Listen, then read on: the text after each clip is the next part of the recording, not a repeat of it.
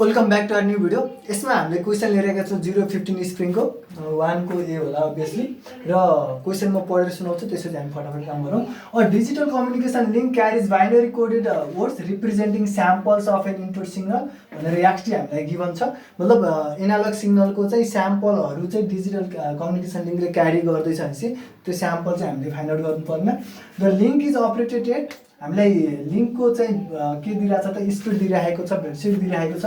And each input is quantized into हामीसँग levels दिएको छ, 1024 लेभल दिएको छ र हामीलाई सोधेको छ स्याम्पलिङ फ्रिक्वेन्सी कति होला, अनि गएर फोल्डिङ फ्रिक्वेन्सी कति होला, नाइक्विस्ट रेट कति होला र अनि डिस्क्रिट टाइम स्याम्पल सिग्नल के हुन्छ र अनि रिजोल्युसन कति हुन्छ भनेर सोधेको छ। So let's do this. सुरुमा हामीले के गरौँ त साम्पलिङ फ्रिक्वेन्सीको लागि काम गरौँ। स्याम्पलिङ फ्रिक्वेन्सी भनेको के हो त, हामीसँग एफएस निकाल्नु पर्ने छ। सो हामीसँग स्पिड दिएको छ, यहाँ के छ त मैले भी भनेर भने भेलोसिटी 10,000 बिट्स पर सेकेन्ड क्यारी गर्दैछ अरे हो।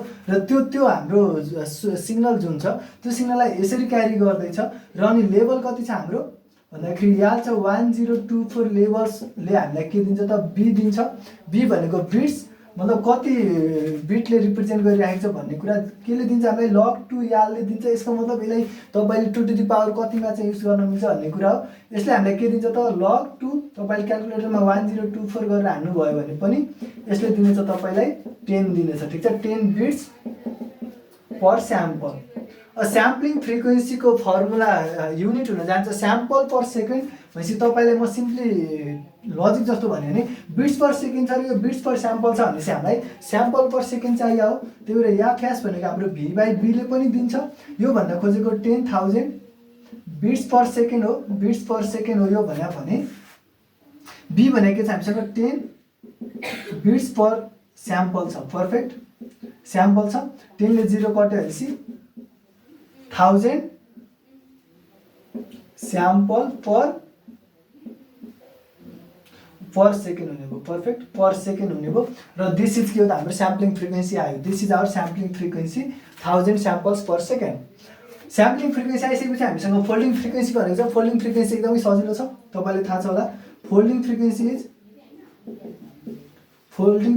भनेको के हुन्छ त एफएस बाई 2 हुन्छ। युनिक आइडेन्टिफाई गर्नुको लागि भनेर हामीले जुन त्यो निकालेका थियौँ।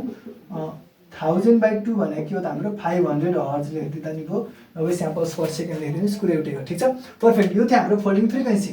फोल्डिङ फ्रिक्वेन्सी आइसकेपछि अब हामी नाइक्विस्ट रेटतिर जाउँ। नाइक्विस्ट रेट भनेको के थियो, त्यो म्याक्सिमम 2 टाइम्स अफ याफ म्याक्स चाहिँ के हुन्छ त याफ एन हुन्छ। त्योभन्दा धेरै फ्रिक्वेन्सी स्याम्पलिङ फ्रिक्वेन्सी लिएर गऱ्यो भने चाहिँ बेस्ट भयो भन्ने कुरा थियो। त्यो म इरेज गर्छु र अब Nyquist rate. Perfect, FN equals to what भनेको छ। एफएन इक्वल्स टु वाटको लागि म यहाँ एक्सटी लेख्छु। एक्सटी यहाँ तपाईँले देख्न सक्नुहुन्छ। यसलाई म के लेख्छु त x1t प्लस x2t भनेर लेख्यो। यसलाई यस्तो फर्ममा छ हामीसँग हो। x1 भनेको के छ हामीसँग, x1t भनेको 3 cos 600 पाई t छ। यसलाई मैले हामीसँग स्ट्यान्डर्ड इक्वेसन के छ त a cos 2 पाई याफ टी भनेर लेख्दै भने योसँग कम्पेयर गरे प्लस थीटा भन्ने हामीसँग फेज थियो। फेज चाहिँ अहिले हामीसँग 0 छ भनेर मान्यो भने 3 cos 2 पाई इन्टु अब 2 ले गऱ्यो भने यो 300 टी हुने भयो, ठिक छ। मैले यही फर्ममा राखेँ 2 पाई याफ टी। योबाट मलाई याफ 1 कति आयो त याफ 1 300 आयो, ठिक छ। पर्फेक्ट, यसरी मैले x2t भनेको के हुने भयो, गुड। x2t भनेको के हुने भयो हामीसँग 2 cos 180 पाई टी भयो। यसलाई पनि मैले सेम तरिकामा राखेँ भने 2 cos 2 पाई 90 टी हुने भयो, ठिक छ। योबाट याफ 2 मैले पाएँ 90 हर्ज। ओके, सो याफ 1 र याफ 2 आइसकेको छ भनेपछि याफ एन को फर्मुला के थियो, नाइक्विस्ट रेटको फर्मुला हो 2 टाइम्स याफ म्याक्स।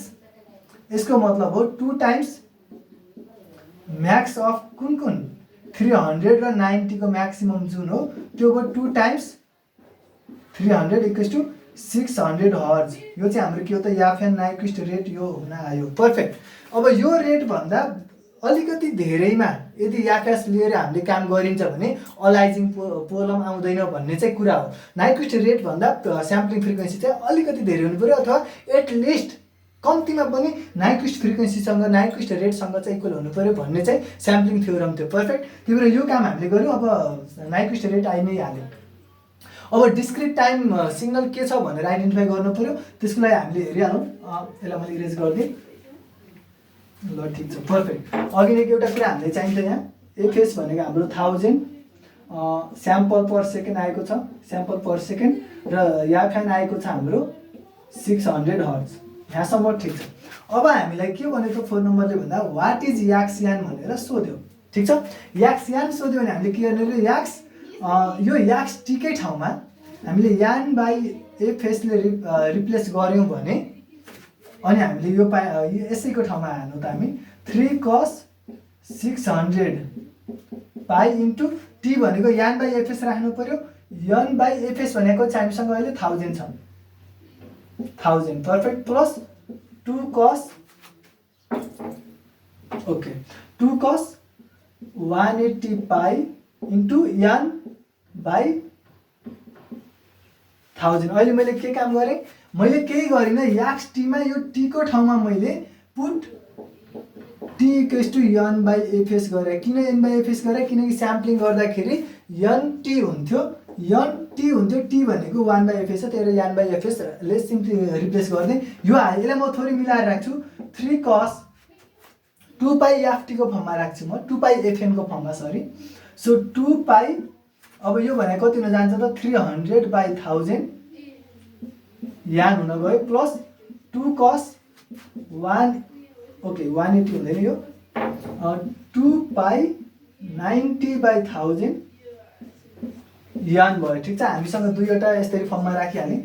3 cos 2 पाई यो भने के हुने हो त हाम्रो 3 बाई 10 यान प्लस 2 cos 2 पाई यो कति हुने भयो त 0 0 भयो, 9 बाई 100 यान भयो। यो चाहिँ हाम्रो याक्स्यान आयो, याक्स्यान आयो भन्छु म चाहिँ। याक्स्यान आयो, हाम्रो डिस्क्रिट टाइम सिग्नल आयो।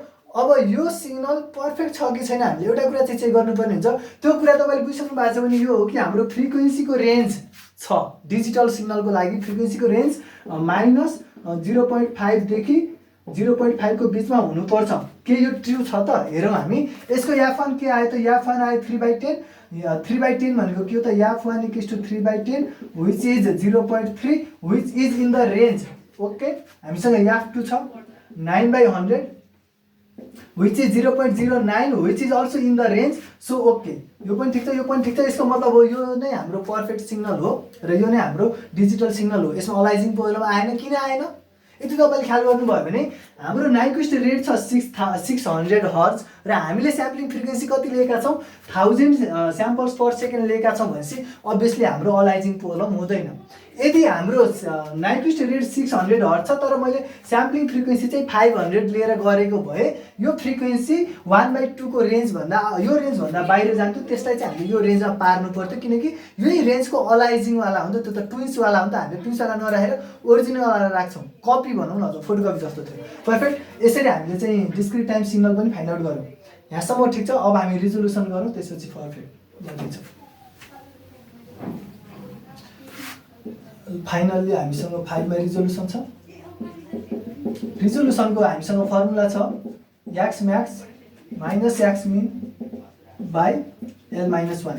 यल भनेको हामीसँग 1024 छ। त्यही भएर अब हामी सुरुमा त याक्स टीबाट निकाल्छौँ यो कुरा। याक्स टी हामीसँग त्यो छ। याक्स टीलाई मैले म्याक्सिमम फर्ममा लेख्छु, मतलब हुन मिल्ने फर्ममा लेख्छु।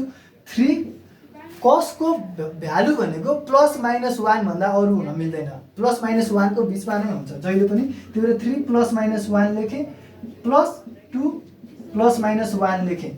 ठिक छ। अब यो नै हो, यसको म्याक्सिमम भ्यालु पनि हुन मिल्ने र मिनिमम भ्यालु पनि हुन मिल्ने र इन द बिट्विन हुने पनि। त्यही भएर अब यसलाई मैले के भने त याक्स सुरुमा त हामीसँग +-+- चारवटा छ, दुईवटा छ भनेपछि या त प्लस राखौँ, प्लस राखौँ, माइनस प्लस राखौँ र माइनस राखौँ। जसरी हुन्छ तपाईँले याक्स म्याक्स र याक्स मिनको भ्यालु फाइन्ड आउट गर्नु पर्यो हो। सो प्लस राख्यो भने के हुन्छ 3 + 1 भनेको यो साइन हो, मल्टिप्लाई हुने हो। त्यही भएर यो +3 हुन्छ र +2 हुन्छ। यो भने +5 आयो। अनि प्लस यहाँ माइनस राख्यो भने के हुन्छ त यो 3 अनि यो -2 हुन जान्छ जसले गर्दाखेरि 1 हुने भयो। अनि माइनस प्लस यहाँ माइनस यसमा प्लस राख्यो भने के हुन्छ -3 + 2 हुन आउँछ, जसले गर्दाखेरि यहाँ -1 हुन्छ र अनि माइनस माइनस राख्यो भने this is -3, this is -2, -3 - 2 is -5 हुन आउँछ। यसमा हेऱ्यो भने दिस इज एक्स म्याक्स र this is x min. So अब हामीले यहाँ हेरौँ त एक्स म्याक्स भनेको हामीसँग कति छ 5 छ, पर्फेक्ट।